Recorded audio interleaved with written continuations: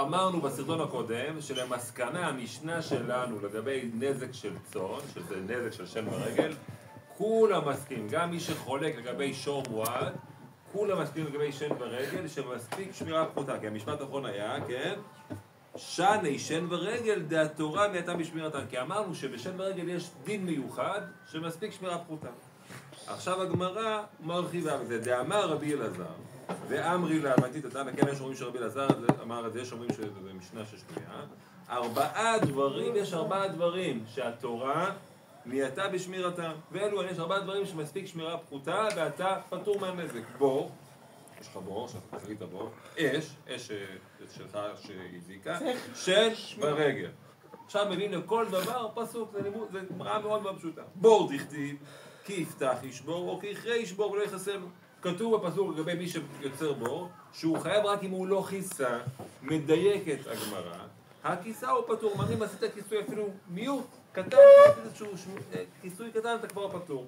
אז זה רואים מפה, שבבור מספיק שמירה פחותה. אש, עכשיו לגבי אש, דכתיב, שלם ישלם המבעיר את הבעירה. אז דורשים המילה המבעיר את הבעירה עד דאביד כאין מבעיר. כאילו המילה מבעיר, מבין שאתה חייב על דיני אש רק שעשית את זה בצורה כאילו שמכוונת, שהזקת את זה בצורה ישירה, אבל אם עשית את זה בצורה שאפילו שמרת על זה קצת, אתה כבר פטור. שן, זה מאוד דומה לבאר, לאותו סוג לימוד, שן דכתיב וביאר בשדה אחר. המילה ביאר פה בפסוק הזה, זה הכוונה היא שן, לא עוד רגע נסביר למה.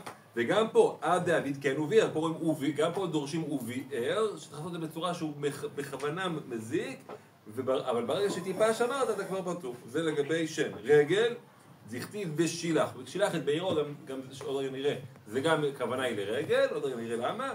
וגם פה, מילה בשילח, לומדים עד דאביד כן ושילח. עד שהוא יעשה את זה כן ושילח, כלומר עד שהוא עושה את זה בצורה שהוא ממש משלח, כלומר בכוונה מזיק עם הבעלים של השור או של הצאן, בכוונה מזיק, אבל אם הוא שמר קצת, הוא פטור. בעצם מה ראינו?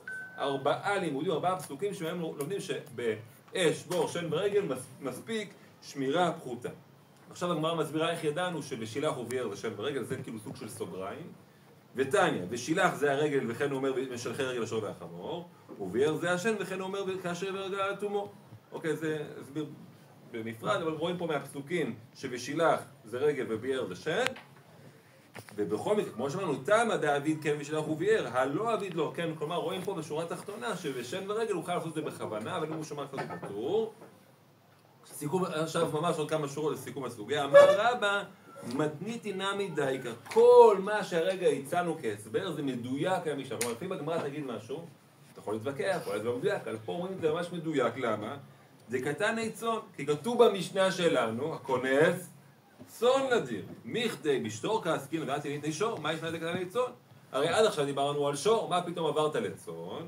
לה משום דהתורה מייתה בשמירתן, לה משום דכאן קרן לא כתיבה בה שן ורגל דכתיב בה, וכמה שמרם דשן ורגל דמועדין הוא שמע מינא. זאת אומרת, במילים פשוטות, בסדר כל המשפט הזה, במילים מאוד פשוטות, הגמרא אומרת, כל מה שאיתנו זה מדויק. למה? כי עד עכשיו דיברו בבא קמא על שור, פתאום מדברים על צאן, מה קרה? אלא זה בדיוק מה שאמרנו, שלגבי צאן, שצאן מזיק לשן ורגל, בזה מספיק שמירה פחותה, וזה לפי כולם. בזה בעצם סיימנו את החלק הראשון של הסוגיה.